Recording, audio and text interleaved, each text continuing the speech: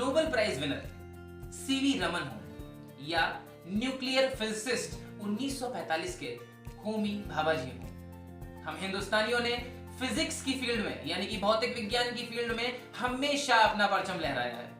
तो मैं आपका होस्ट और इंग्लिश का दोस्त इस बार हमारे फिजिक्स के स्टूडेंट्स के लिए ला रहा हूं लेसन प्लान की सीरीज, जिसमें हम 2 चैप्टर्स कवर करेंगे और आपके सारे डाउट्स क्लियर करेंगे ताकि आप बहुत आसानी से अपने लेसन प्लान को कंप्लीट कर सकें। तो लेट्स स्टार्ट। तो फिजिक्स में सबसे पहले हम स्टार्ट करेंगे इंडेक्स के साथ। ये 20 चैप्टर्स, इंपॉर्टेंट 20 चैप्टर्स हैं आपके इस चैप्टर के, जिसके आपको लेसन प्लान बनाने हैं। और एज वी नो, सबसे पहले स्टार्ट करेंगे चैप्टर जल के साथ। सामान्य उद्देश्य हर चैप्टर में वो इम्पोर्टेंट होते हैं, वही सेम सामान्य उद्देश्य होते हैं 10।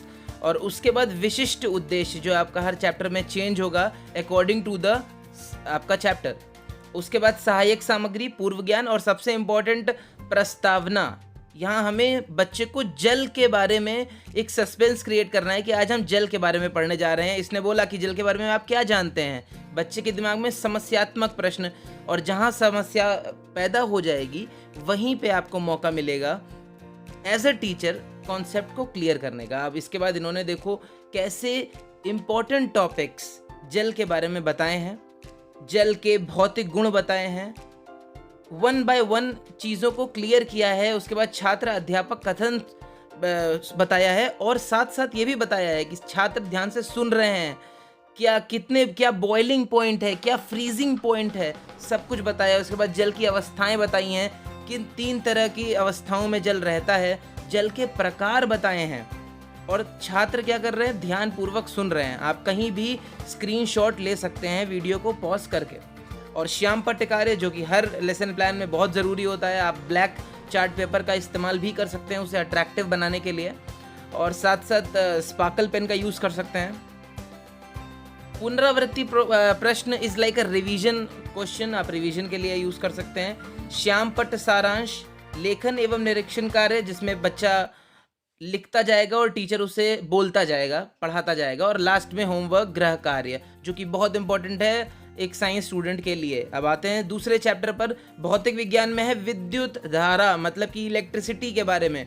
तो सामान्य उद्देश्य आपके पूर्वत, मतलब कि as given in previous chapter, और जितना सब कुछ हर चैप्टर में रहता है वैसे ही रहेगा। प्रस्तावना में बताई जाएगी इम्पोर्टेंस विद्युत के बारे में। और उसके बाद जैसे कि मैंने आपको बताया था, एज अ टीचर ये आपके हाथ में है कि आप कैसे उस चैप्टर को इम्पोर्टेंट टॉपिक्स में डिवाइड करते हैं।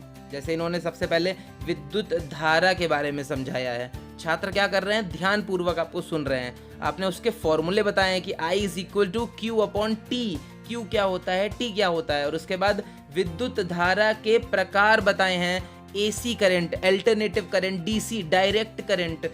ये सब बताने के बाद बच्चा ध्यान से सुन रहा है। बच्चे के अंदर आपको सवाल पूछने हैं, और ज़रूरी है कि आखिरी सवाल में समस्या ज़रूर क्रिएट हो, क्योंकि जब बच्चा क्यूरियस होता है तब आपके कॉन्सेप्ट को ध्यान से समझता है। जब तक क्यूरियोसिटी नहीं आएगी तब तक बच्चा इंटरेस्ट नहीं लेगा। और देखिए जैसे विद्युत जनित्र, कैसे बच्चे को बताया गया कि क्या क्या चीज़ें एनर्जी पैदा करती हैं, क्या क्या चीज़ें इलेक्ट्रिसिटी पैदा करने में हमारी मदद करती हैं।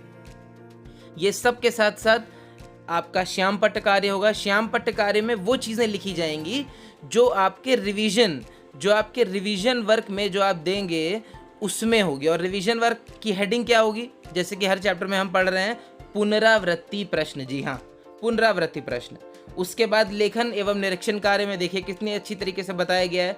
और गृह कार्य सबसे इंपॉर्टेंट है, कैसे इन्होंने ट्रू फॉल्स फिलअप्स का यूज़ किया है। तो आज के लिए इतना ही। अपना ख्याल रखिए। Stay home, stay safe.